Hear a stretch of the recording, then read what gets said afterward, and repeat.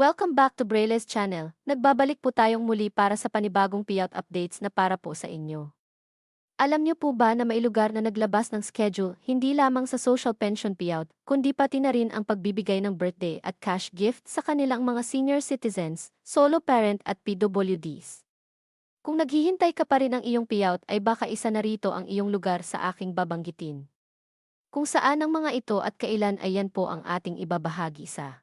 But before po tayo mag-start sa ating topic, kung bago ka pa lang sa aking channel please, do kindly subscribe, like, and share na din sa ating mga kaibigan, kaanak o kapwa po natin pensioners at please share na din sa ating mga social media accounts para mas marami pa ang makaalam. With no further ado, let's begin na po sa ating topic.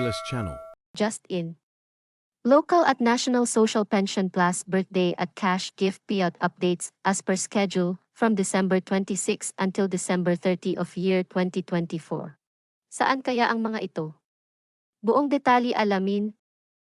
Narito na ang mga pahabol na payout schedule sa ating social pension from December 26 hanggang December 30. Simulan po natin sa probinsya ng Poblacion, Pamplona, Camarines Sur. Magkasunod na payout po ito para sa 4th quarter Social Pension Plus distribution of foods para sa lahat ng seniors, solo parent at PWDs.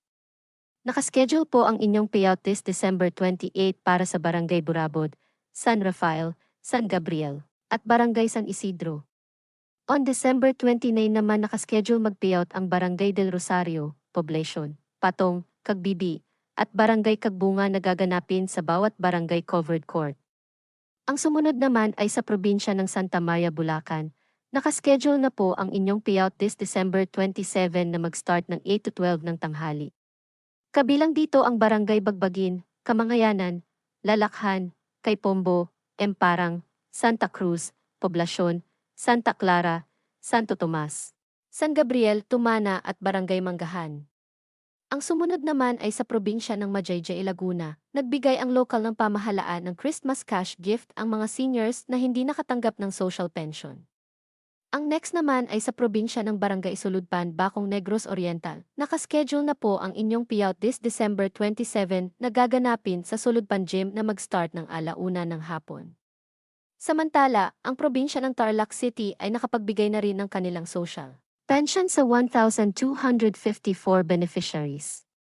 Ang sumunod natin ay sa probinsya ng Barangay Canlargo, Negros Oriental.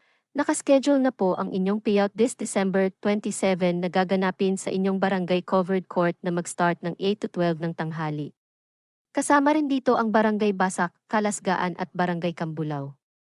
Ang next naman ay sa probinsya ng Barangay San Isidro, Candelaria, Quezon. Nakaschedule na po ang inyong payout this December 27. Nagaganapin sa barangay covered court na mag-start ng 1:00 ng hapon. Ito ay para sa social pension at birthday cash gift. At ang panghuli natin ay ang pagbibigay ng local pension para sa seniors at PWD. Ito ay para sa 4th quarter payout plus birthday cash gift to PWDs, solo parent at mga seniors at nakaschedule na po ang inyong payout this December 27 na mag-start ng 8:30 to 11:30 ng umaga, kabilang dito ang Barangay Inocencio, Cabuco, Hugo Perez, Aguado at Barangay Luciano na gaganapin sa bawat barangay covered court.